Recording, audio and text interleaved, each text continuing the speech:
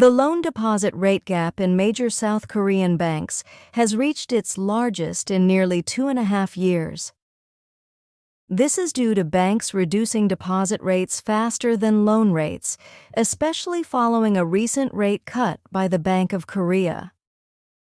The gap in January ranged from 1.29% to 1.46%, with NH Nonghyup having the largest gap at 1.46%. The trend of widening the gap began last year, largely due to government pressure to limit household loans. As deposit rates continue to drop rapidly, the gap between loan and deposit rates is expected to grow further. Deposit rates on one-year term products from major banks are now in the 2% range. Worrybank is expected to follow soon with similar rate adjustments. If market rates do not rise, these lower deposit rates will likely remain in place.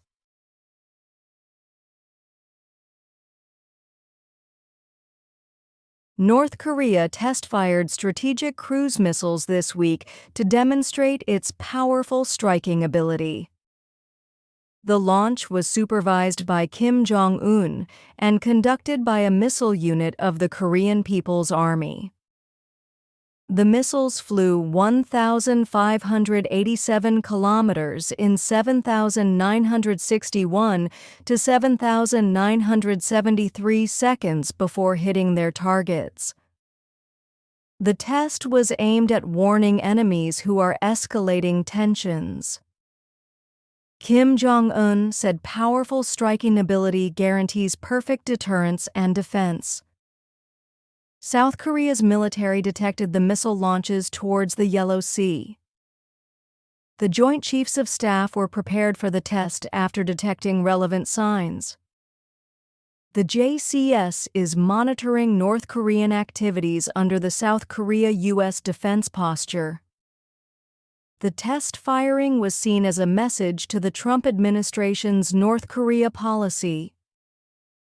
The North has reaffirmed its stance against U.S. actions related to denuclearization and sanctions.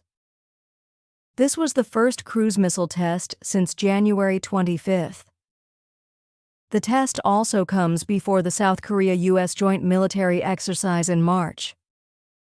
North Korea views such drills as rehearsal for invasion, while the Allies call them defensive. Google has requested approval from South Korea to export high-precision map data for the first time in 9 years.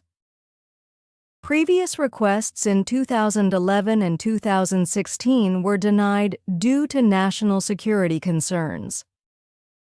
The renewed request is seen as linked to U.S. policy under President Trump, who has criticized foreign regulations on U.S. tech companies. Google seeks permission to transfer detailed 1 to 5,000 scale maps to overseas servers. These maps would improve Google Maps' precision in South Korea, which currently lacks fine-grained details. Google has offered to address security concerns by blurring sensitive sites and setting up a direct communication line with the government.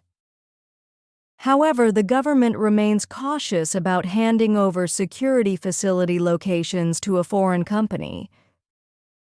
The Ministry of Land, Infrastructure and Transport is considering adding the Ministry of Culture to the review committee, and there are signs of support for the request, especially for tourism benefits.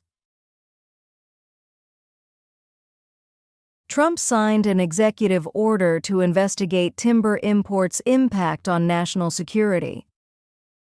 The probe could lead to new tariffs. He directed Commerce Secretary Lutnick to begin the investigation. The focus includes derivative products like kitchen cabinets. The investigation follows Section 232 of the Trade Expansion Act. Trump also signed an order to boost domestic timber production. This aims to reduce housing costs. A White House official criticized past timber policies. He mentioned the impact on wildfires and trade deficits.